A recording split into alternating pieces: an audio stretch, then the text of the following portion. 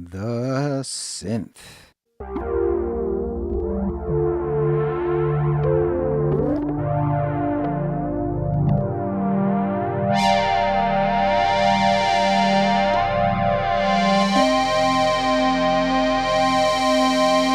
Is pretty cool. When you look at this rig, it's really clear that most people are going to get it for the B3, obviously. Which means that GSI Croomer didn't really have to go as far as they did with the synth, but GSI, they have brought it.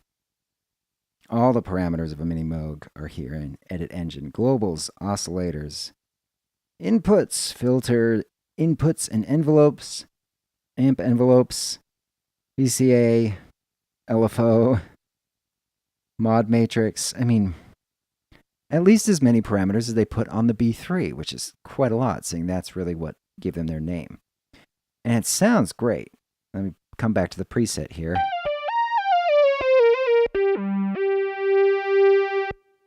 I've put it up against my Korg Minilog, and I'll do a comparison video later, and I would say it gets pretty close, maybe about 10-15% of that real analog sound is how close it is. I thought of this rig as really a competitor to the Nord Electro, given the focus on B3 and the electric pianos, but with this synth, you start to think of this as more of kind of a competitor for the Nord stage, and that really makes the price point seem pretty awesome.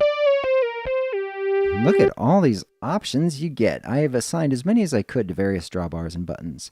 First of all, I've got the poly mono unison mode assigned to the first drawbar. Now let's slide the drawbar all the way in, we're on poly. Pull it out past 4 or 5, we're on mono.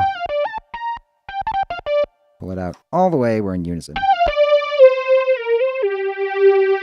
It's a little weird, but since the preset's on mono, when I'm playing I really just have to nudge it in to get to poly, and yank it out to get to unison.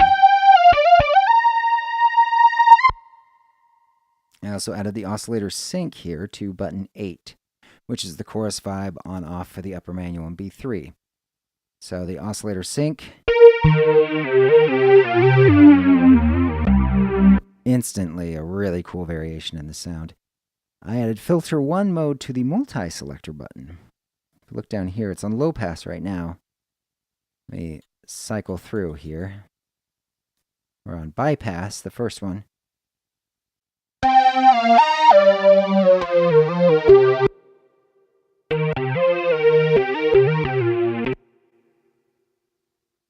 Whoops.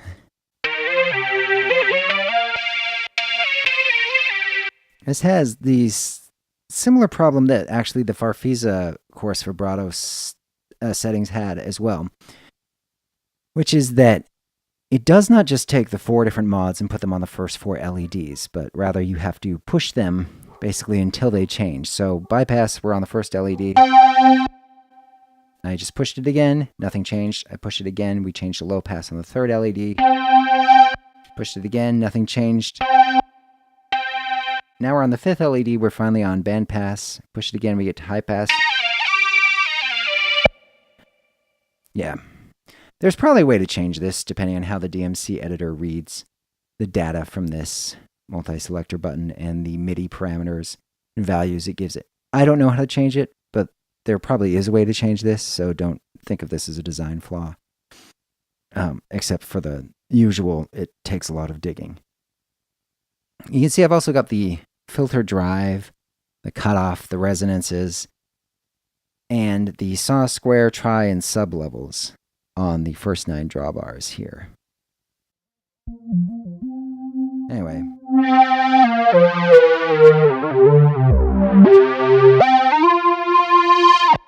I'm not a synth player, I don't know if you can tell, but it's a lot of fun to play with.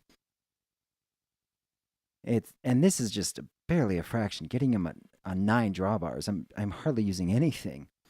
So I'm going to try later to make a setup that uses all the drawbars and most of the potentiometers for synth with just one sound on the bottom manual, like a static Rhodes or something, and all synth on 61 keys on top. And even then, with 20 drawbars and 4 potentiometers, I don't think I'll even come close.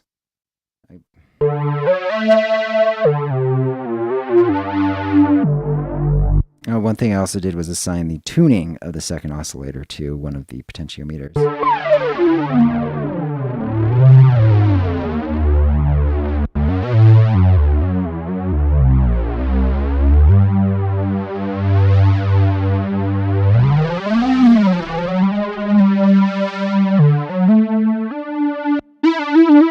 Big, awesome secret weapon. You didn't have to, GSI. You didn't have to, but you did.